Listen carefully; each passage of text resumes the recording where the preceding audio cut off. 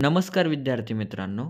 आज आपण विभक्त्यांत पदम चित्वा लिखत या पॉईंटवरती आपल्याला परीक्षेमध्ये कसे प्रश्न विचारले जातात व त्याचे उत्तर कसे लिहायचे यावरती सविस्तर चर्चा करणार आहोत. तर चला व्हिडिओला सुरुवात करूया. यावरती प्रश्न विचारले जातात. प्रथमा विभक्त्यंत पदम चित्वा लिखत किंवा द्वितीय विभक्त्यंत, तृतीय विभक्त्यंत, चतुर्थी विभक्त्यंत अशा प्रकारचे प्रश्न विचारले जातात. तर आपण क्रमानुसार एक एक समजून घेऊ. बघा, समजा गद्यांशात द्वे प्रथमा विभक्त्यंत पदम चित्वा लिखत म्हणजे गद्यांशातून दोन प्रथमा विभक्ती अंत याचा अर्थ बघा, विभक्ती अंत ज्याचा अंत ज्या शब्दाचा अंत विभक्तीने होतोय. कोणती विभक्ती सांगितली? प्रथमा विभक्ती. मग प्रथमा विभक्तीने शेवट होणारे शब्द आपल्याला त्या गद्यांशामधून शोधून लिहायचेत. उदाहरणार्थ समजा देव शब्द असेल, त्या देव शब्दाप्रमाणे चालणारे रामः, रामौ, रामा हा प्रथमा, देवः, देवो, देवः या शब्दाप्रमाणे चालणारे शब्द आपल्याला लिहायचे आहेत. आपण वनप्रमाणे लिहू शकतो, मालाप्रमाणे, सर्वनाम जे आहेत त्याप्रमाणे लिहू शकतो किंवा उकारांत, इकारांत अशा कोणत्याही पद्धतीचे शब्द आपण त्या गद्यांशामधून शोधून लिहू शकतो. त्याचप्रमाणे आपल्याला विचारलं जातं गद्यांशात द्वितीया विभक्तयंत पदम लिखत. बघा, गद्यांशात दोन विभक्त्यंत पदम, दोन द्वितीय विभक्तीने अंत होणारे शब्द लिहायचे आहेत. याच्यामध्ये सुद्धा तेच करायचं आहे. द्वितीय विभक्तीने ज्या शब्दांचा शेवट होतोय, जे शब्द द्वितीय विभक्तीचे आहेत ते शब्द लिहायचे आहेत. उदाहरणार्थ आपण देव शब्द घेतला तर देवम, देवौ, देवान द्वितीय.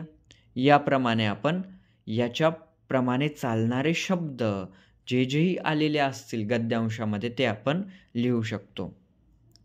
उदाहरणार्थ वनम आलेला असेल, ओके, नपुसकलिंगी शब्द आहे वनम, गद्यांशात आलेला असेल तो सुद्धा द्वितीय विभक्तीचा शब्द होईल. किंवा रामान शब्द आलेला असेल, हा सुद्धा द्वितीय विभक्तीने अंत होणारा शब्द आहे, कारण राम अकारांत पुल्लिंगी शब्द आहे. देवान प्रमाणे रामान याप्रमाणे आपण ते शोधून लिहू शकतो.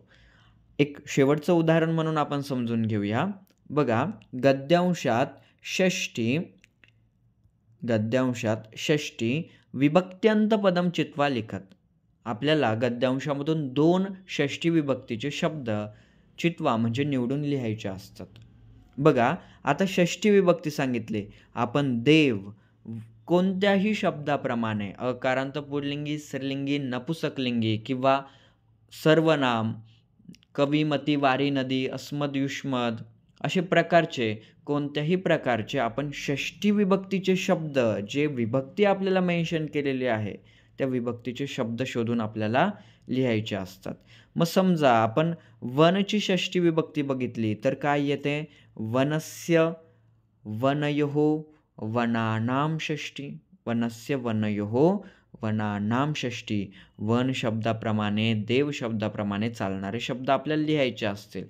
उदाहरणार्थ बघा, गद्यांशामध्ये रामस्य शब्द आलाय तर हा शब्द कोणत्या विभक्तीचा आहे? षष्टी. प्रश्न काय विचारलाय?